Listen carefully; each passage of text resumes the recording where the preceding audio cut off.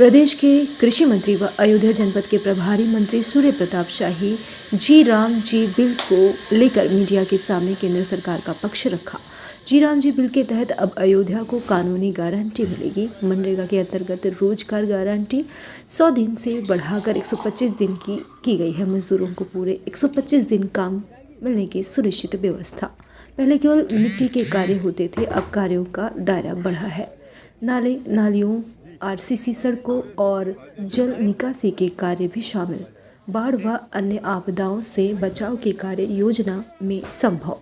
ग्राम प्रधान चाहे तो गांव में बांध निर्माण भी करा सकते हैं। अब मनरेगा में परमानेंट एसेट स्थायी संरचनाएं बनाने का प्रावधान।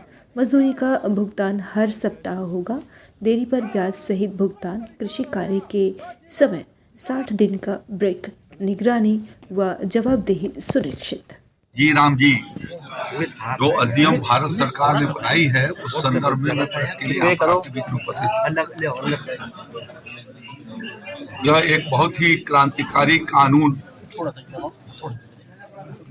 वीवी राम जी, जिसके माध्यम से ग्रामीण क्षेत्र के नौजवानों को और वहाँ के गरीब लोगों को रोजगार का अवसर मिल सके, इसके लिए एक संवैधानिक गारंटी देते हुए, एक कानूनी गारंटी देते हुए सरकार ने इस बात की व्यवस्था की है जिसके भीतर ग्रामीण क्षेत्र में अब 125 दिन की रोजगार की गारंटी होगी। साथ में जब खेती बाड़ी के समय आते हैं, पिक टाइम आता है 2 महीने का, तो वो हॉलीडे टाइम होगा जिसके भीतर उस मजदूर को इस बात की सुविधा होगी कि वो जा करके खेती बाड़ी के काम में भी वो उपयोग कर सके। इस अधिनियम के माध्यम से ये प्रयास किया है कि ग्रामीण क्षेत्र के भीतर परमानेंट एसेट क्रिएट किए जाएं और गांव के विकास की दृष्टि से विकसित गांव तैयार करके विकसित भारत की व्यवस्था का जो संकल्प है उसको पूरा किया जाए। और इसलिए ग्रामीण इकाई से उन सारे का जो आधारभूत संरचनाएं हैं उनके बारे में ग्राम पंचायतों को इस बात का अधिकार होगा कि वो उसको तय करें। और अभी तक जो मनरेगा चल रही थी उसके भीतर सिर्फ मिट्टी के काम या अस्थायी काम हुआ करते थे।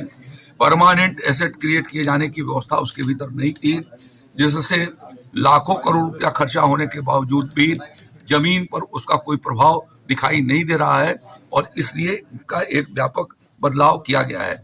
इसके माध्यम से गांव के भीतर आरसीसी सड़कों का बनाया जाना, उनसे नालियों और नालों का निर्माण किया जाना, जल निकासी के कार्यक्रमों को किया जाना, बाढ़ या आपदा से बचाव की दृष्टि से भी यदि वो अपने गांव के भीतर बंधा बनाना चाहते हों या उस जो पिचिंग का काम होता था उसमें नहीं हो पाते थे, वह उससे उसके माध्यम से ग्राम सभा यदि चाहेगी तो उसको भी वो करा सकती है। और इस प्रकार से प्रतिकूल मौसम से बचाए जाने के लिए भी जो कदम उठाए जा सकते हैं उस कार्य को करा सकते हैं। गांव में स्टेडियम बनाना और बाकी चीजें जो गांव के लोग यदि तय करते हैं तो उस दृष्टि से यह विकसित गांव के होने से विकसित भारत का संकल्प शीघ्र पूरा किया जा सकेगा।